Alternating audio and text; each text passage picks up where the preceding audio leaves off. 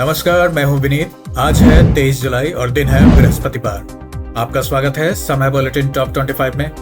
आइए नजर डालते हैं उत्तर प्रदेश की आज की बड़ी खबरों पर। आईआईटी कानपुर के 32 छात्रों को विदेश में नौकरी, साथी पोर्टल पर पंजीकरण नहीं तो लाइसेंस रद्द। राम मंदिर का काम फिलहाल 5 संत संभालेंगे। रिटायर्ड शिक्षकों को मिलेगा फिर सरकारी स्कूलों में पढ़ाने का मौका। प्रतिबिंब ऐप से 1100 करोड़ की साइबर ठगी का खुलासा।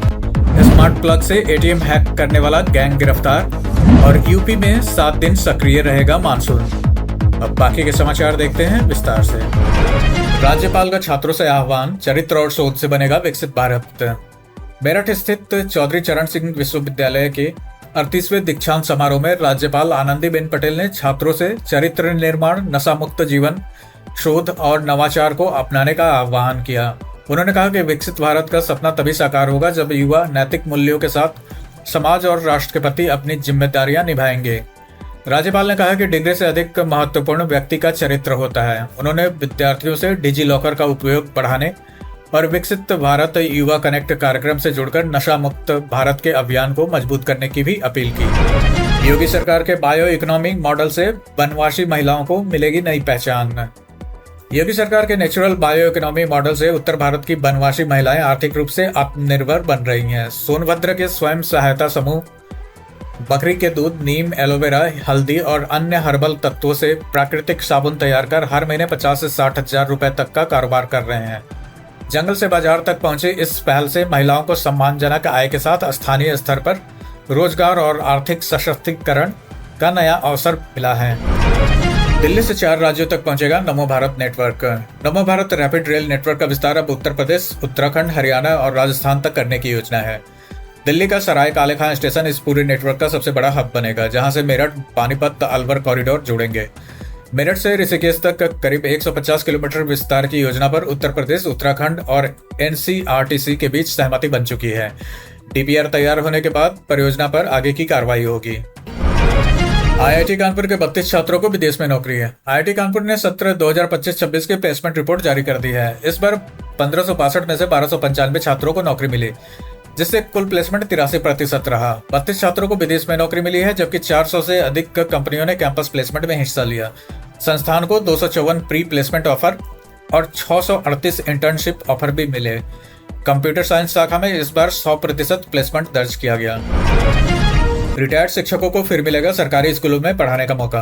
गोंडा जिले के राजकीय विद्यालयों में खाली पड़े शिक्षकीय पदों को भरने के लिए सेवानिवृत्त शिक्षकों से आवेदन मांगे गए हैं। 9 इंटर कॉलेज और हाई स्कूल के लिए रिजर्व पैनल तैयार किया जाएगा। इच्छुक रिटायर्ड प्रवक्ता और सहायक अध्यापक 5 अगस्त तक आवेदन कर सकेंगे। चयनित शिक्षकों से मानदेय के आधार पर शिक्षण कार्य कराया जाएगा, ताकि विद्यालयों में पढ़ाई प्रभावित न हो। आईआईटीआर ने पीएफएस जांच की नई तकनीक विकसित की। लखनऊ स्थित भारतीय विश्वविज्ञान अनुसंधान संस्थान ने पीएफएस यानी फॉरएवर केमिकल्स की पहचान के लिए नई अत्याधुनिक जांच तकनीक विकसित की है।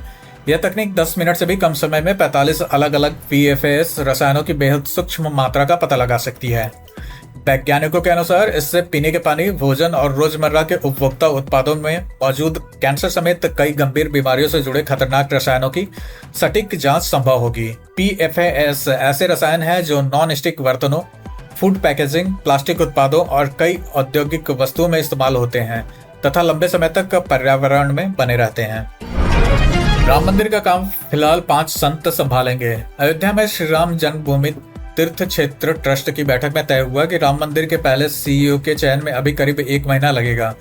तब तक मंदिर का संचालन 5 संतों की समिति देखेगी। गोविंद गिरी की अध्यक्षता में बनी इस समिति में स्वामी रामानंद दास, महंत राजकुमार दास, स्वामी विश्व प्रसन्न तीर्थ, स्वामी कमल नयन दास, स्वामी वासुदेवानंद सरस्वती और स्वामी दिनेंद्र दास शामिल हैं।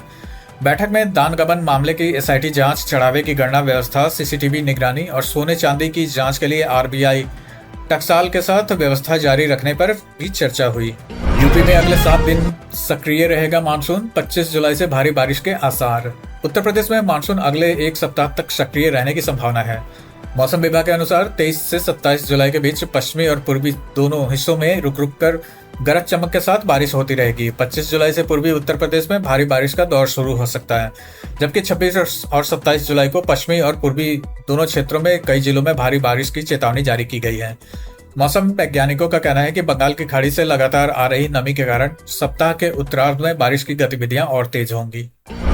सुप्रीम कोर्ट से आगरा के बड़े प्रोजेक्ट्स को राहत। सुप्रीम कोर्ट ने ताज ट्रेपेजियम जोन में 10,117 पेड़ काटने और 512 पेड़ों को स्थानांतरित करने की सशर्त अनुमति दे दी है। इसके बाद आगरा और मथुरा की कई सड़क, रेलवे, एयरपोर्ट परियोजनाओं की बड़ी बाधा दूर हो गई। फैसले से Agra Gwalior 6 lane highway, Chandauli highway, Kheria airport विस्तार, Agra fort, Bandikurd railway track और मथुरा के कई सड़क चौड़ीकरण प्रोजेक्ट्स को गति मिलेगी। अदालत ने पर्यावरणीय शर्तों का पालन करते हुए परियोजनाओं को आगे बढ़ाने की अनुमति दी है। प्रतिबिंब ऐप से 1100 करोड़ की साइबर ठगी का खुलासा। आजमगढ़ में साइबर पुलिस का प्रतिबिंब ऐप अपराधियों के खिलाफ बड़ा हथियार बनकर सामने आया है। पुलिस के अनुसार इस ऐप की मदद से 1100 करोड़ रुपए से अधिक की साइबर ठगी का खुलासा हुआ है। 60 से ज्यादा साइबर अपराधियों को गिरफ्तार किया गया है और 6 करोड़ रुपए से अधिक की रिकवरी की गई। यह ऐप ठगी से इस्तेमाल होने वाले मोबाइल नंबरों और बैंक खातों को ट्रैक कर उनकी लोकेशन तुरंत साझा करता है। पुलिस का कहना है कि इससे साइबर अपराधियों तक पहुंचना और उनके नेटवर्क का पता लगाना पहले से मुकाबले में काफी आसान हो गया है। हर थाने में बनेगी कट्टरपंथी नेटवर्क की गोपनीय डायरी। उत्तर प्रदेश में कानून व्यवस्था मजबूत करने के लिए अब हर थाने में कट्टरपंथी और संदिग्ध गतिविधियों की एक गोपनीय डायरी तैयार की जाएगी, जिसमें जातीय और सांप्रदायिक तनाव, मतांतरण, अति वामपंथी गतिविधियों और संदिग्ध नेटवर्क से जुड़े सूचनाएं हर सप्ताह दर्ज की जाएंगी। इन रिपोर्टों का संकलन स्थानीय अभिसूचना इकाई करेगी और हर महीने की 5 तारीख तक पुलिस मुख्यालय एवं एटीएस को भेजा जाएगा। शासन का उद्देश्य संभावित खतरे और वाली गतिविधियों पर शुरुआती स्तर पर ही नजर रखना है। साथी पोर्टल पर पंजीकरण नहीं तो लाइसेंस रद्द। लखनऊ में सभी बीज उत्पादकों, प्रसंस्करण इकाइयों और थोक खुदरा विक्रेताओं के लिए 31 जुलाई तक साथी पोर्टल पर ऑनलाइन पंजीकरण अनिवार्य कर दिया गया है। जिला कृषि अधिकारी ने चेतावनी दी है कि तय सीमा तक पंजीकरण नहीं कराने वालों के लाइसेंस निलंबित या रद्द किए जा सकते हैं। कृषि मंत्रालय का यह पोर्टल बीज उत्पादन से लेकर किसानों तक पहुंचने वाली पूरी सप्लाई चेन का डिजिटल रिकॉर्ड तैयार करेगा, जिससे पारदर्शिता बढ़ेगी और नकली या घटिया बीजों की बिक्री पर रोक लगाने में मदद मिलेगी। काशी विद्यापीठ में प्रदर्शन से पहले कड़ी सुरक्षा। दिल्ली के जंतर मंतर में प्रस्तावित छात्र प्रदर्शन के समर्थन को देखते हुए महात्मा गांधी काशी विद्यापीठ परिसर में सुरक्षा व्यवस्था कड़ी कर दी गई। परिसर में आरएएफ, पीएसी और पुलिस बल ने फ्लैग मार्च किया, जबकि सभी प्रवेश और निकास द्वारों पर अतिरिक्त सुरक्षा तैनात रही। छात्रों को पहचान पत्र की जांच के बाद ही परिसर में प्रवेश दिया गया। विश्वविद्यालय प्रशासन और प्रोक्टोरियल बोर्ड ने पूरे परिसर में लगातार निगरानी रखी। राम मंदिर दान चोरी पर हाईकोर्ट की सख्त टिप्पणी। इलाहाबाद हाईकोर्ट के न्यायमूर्ति अतुल श्रीधरन ने भ्रष्टाचार पर सुनवाई के दौरान कड़ी टिप्पणी की। उन्होंने कहा कि राम मंदिर में दान चोरी जैसी घटनाओं के बाद भी लोग शर्मिंदा नहीं हो रहे, जो ईमानदारी के सबसे निचले स्तर को दर्शाता है। पुलिस ने यह भी कहा कि भ्रष्टाचार के मामलों में कठोर सजा पर गंभीरता से विचार होना चाहिए। यह टिप्पणी हमीरपुर की एक याचिका की सुनवाई के दौरान की गई। जौहर यूनिवर्सिटी के पास 20 साल पुरानी परेशानी। रामपुर में जौहर यूनिवर्सिटी के आसपास रहने वाले कई परिवार पिछले 20 वर्षों से रास्ते की समस्या झेल रहे हैं। स्थानीय लोगों का कहना है कि विश्वविद्यालय के निर्माण के दौरान सड़क के साथ करीब 3 से 3.5 फीट ऊंची दीवार बना दी गई, जिससे कई घरों और स्कूल का रास्ता प्रभावित हो गया। आज भी लोगों को अपने घरों तक पहुंचने के लिए दीवार पार करनी पड़ती है। स्थानीय निवासी लंबे समय से इस समस्या के समाधान की मांग कर रहे हैं। लोको पायलट की सूझबूझ से टला बड़ा रेल हादसा। प्रयागराज के इरादतगंज में बनारस सुपरफास्ट एक्सप्रेस के लोको पायलट की सतर्कता से बड़ा रेल हादसा टल गया। मंगलवार रात करीब 8:43 ट्रैक पर रखी लोहे की पाइप दिखी, जिसे देखकर लोको पायलट ने तुरंत इमरजेंसी ब्रेक लगा दिए। ट्रेन समय रहते रुक गई और सैकड़ों यात्रियों की जान बच गई। घटना इरादतगंज और लिंक जंक्शन के बीच हुई। रेलवे ने पाइप ट्रैक पर कैसे पहुंची, इसकी जांच शुरू कर दी है। गंगा एक्सप्रेसवे के पुल में आई दरार, जांच के आदेश। बदायूं में गंगा एक्सप्रेसवे पर अरेल नदी के पुल के एक्सटेंशन ज्वाइंट खिसकने और दरार आने का मामला सामने आया है। पुल के दोनों ओर लगे ज्वाइंट नीचे की ओर खिसक गए हैं, जबकि ऊपर भी दरारें दिखाई दे रही हैं। पिछले कई दिनों से इस स्थिति में वाहन गुजर रहे हैं। मामला सामने आने के बाद जिलाधिकारी ने यूपीडा और कार्यदायी संस्था को तत्काल जांच कर मरम्मत करने के निर्देश दिए हैं। निर्माण गुणवत्ता को लेकर भी सवाल उठने लगे हैं। स्मार्ट प्लग से एटीएम हैक करने वाला गैंग गिरफ्तार। गाजियाबाद पुलिस ने स्मार्ट प्लग की मदद से एटीएम और कैश डिपॉजिट मशीन हैक कर लाखों रुपए की ठगी करने वाले अंतर्राज्यीय गिरोह का पर्दाफाश किया है। 4 आरोपियों को गिरफ्तार कर 4 लाख रुपए नकद और 1 स्कॉर्पियो और 1 Santro car, smart plug, mobile phone और अन्य उपकरण बरामद किए गए हैं। पुलिस के मुताबिक आरोपी मशीन की बिजली आपूर्ति में स्मार्ट प्लग लगाकर मोबाइल ऐप के जरिए उसे नियंत्रित करते थे और कई राज्यों में इसी तरीके से वारदात को अंजाम देते थे। छात्र आंदोलन पर अखिलेश ने तालमेल पर दिया जोर। छात्र आंदोलन को लेकर कांग्रेस और आम आदमी पार्टी के बीच चल रही तकरार के बीच समाजवादी पार्टी अध्यक्ष अखिलेश यादव ने विपक्षी दलों में बेहतर तालमेल की जरूरत बताई है। उन्होंने कहा कि सोशल मीडिया के दौर में किसी भी बयान का असर तुरंत होता है, इसलिए आपसी समन्वय जरूरी है। अखिलेश ने कहा कि दिल्ली के प्रदर्शन की जानकारी उन्हें बाद में मिली और बुलावे पर वो वहां पहुंचे। उन्होंने ये भी कहा कि विपक्षी दलों के बीच कोई कड़वाहट नहीं है, हालांकि सभी के अपने अपने राजनीतिक हित हो सकते हैं। दिल्ली प्रदर्शन को लेकर यूपी में अलर्ट।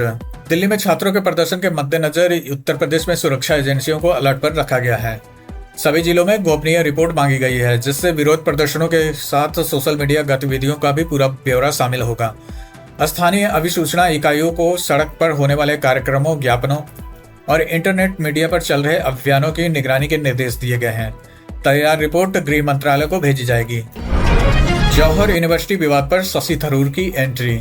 रामपुर की जौहर यूनिवर्सिटी की 38 इमारतों को गिराने के आदेश पर अब कांग्रेस सांसद शशि थरूर ने भी प्रतिक्रिया दी है। उन्होंने इसे अनुचित बताते हुए कहा कि यदि निर्माण में कोई अनियमितता हुई है तो सरकार जुर्माना या अन्य कानूनी कार्रवाई कर सकती है, लेकिन एक सक्रिय विश्वविद्यालय को ध्वस्त करना उचित नहीं होगा। थरूर ने सुझाव दिया है कि सरकार चाहे तो विश्वविद्यालय का संचालन अपने नियंत्रण में लेकर भी समाधान निकाल सकती है। छात्र आंदोलन पर बोले बृजभूषण, लेफ्ट राइट ने किया हाईजैक। जंतर मंतर पर चल रहे छात्र आंदोलन पर भाजपा के पूर्व सांसद बृजभूषण शरण सिंह ने कहा, छात्रों का उद्देश्य पूरी तरह सही था, लेकिन बाद में लेफ्ट और राइट विचारधारा से जुड़े लोगों ने आंदोलन को अपने प्रभाव में ले लिया। उन्होंने छात्रों से अपील की कि वे अपनी समस्याओं पर सीधे सरकार से बातचीत करें। बृजभूषण ने यह भी कहा कि यदि कहीं कोई चूक हुई है तो सरकार को उस पर खेद व्यक्त करना चाहिए और समाधान की दिशा में संवाद करना चाहिए।